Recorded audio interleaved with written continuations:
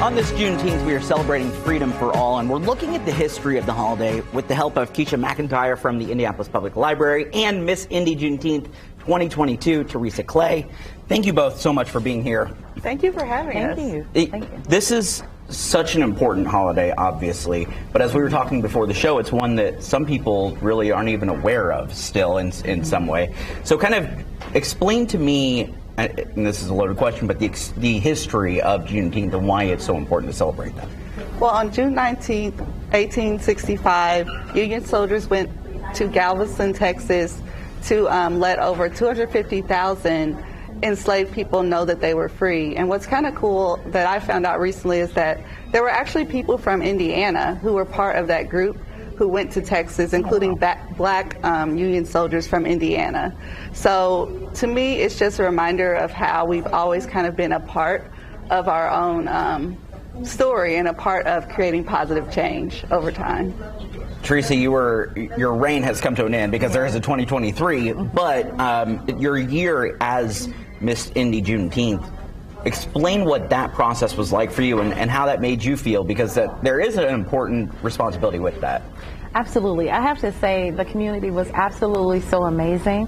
Everyone was so open, and I feel like when you say I'm Miss Indy Juneteenth, you know, that's a different kind of crown. That crown has something to say, and people expect me to have things to say, and they're so open to it. So I was able to make some amazing partnerships. My dress, handmade by a Liberian seamstress, is on display at the Indianapolis Children's Museum, and there's another one on display at the Global Village. You know, I feel like that Indy Juneteenth, Miss Juneteenth, is the community queen, right? Yeah. I'm out there. I want to be a part of the heart of it. Outreach, youth, teen homelessness shelter was one of the things that I did their charity gala, and it was absolutely amazing. So just to be able to be out in the community and be a voice for freedom and a symbol of that, or I walk in and read to kids, and they're like, "You're here for me. You look like me," right? Yeah. So, and this is why the celebration is for us all.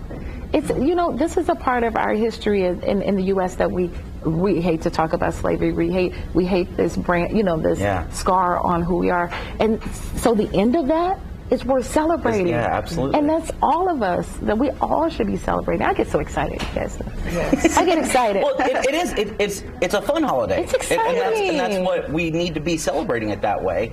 Keisha, you're also an author, and some of your books are set out here, but explain some of the things that you write about and why that's so important to you to have that talent and use that. Yeah, so these books are books from the Indianapolis Public Library that kind of touch on race and history.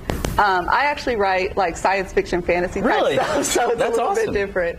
But we actually had an event recently in celebration of Juneteenth at the Central Library, a Juneteenth festival with a bunch of local black authors. So I feel like it's really just an opportunity to see what's going on in the local community, see the types of stories people have to tell, and find a way to celebrate those people and celebrate the things that local business owners, local authors, local artists are doing in your local community, because that's one way people are using to share their story and to celebrate Juneteenth in that way. Why, and either of you can answer this, how important is it and why is it so important for people to really dive into the history of Juneteenth as well? Because we can look at it as a holiday and celebrate it every year on June 19th, but to really understand the reason we're doing that, why is that so important for everybody to do that? It's American history, right? So Juneteenth is a part of American history, and we should be well versed in it. We should be educating ourselves, our kids, our community, and that's what we're out here trying to do for sure. Oh, and I want to say, you know, please, you know, go to the indyjuneteenth.org website. There's so many amazing things that they're doing all year long. Yeah. We do giveaways in Christmas and all kinds of things. So.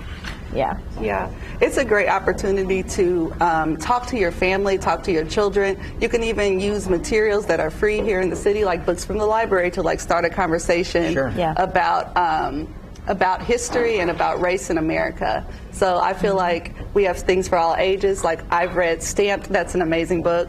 They have things for the little, it's like Anti-Racist Baby right there. So which is also, I've read that one and it's very good. Yes. Thank you both so much for coming and celebrating with us and hanging out and chatting. Absolutely. Come back anytime. Thank you.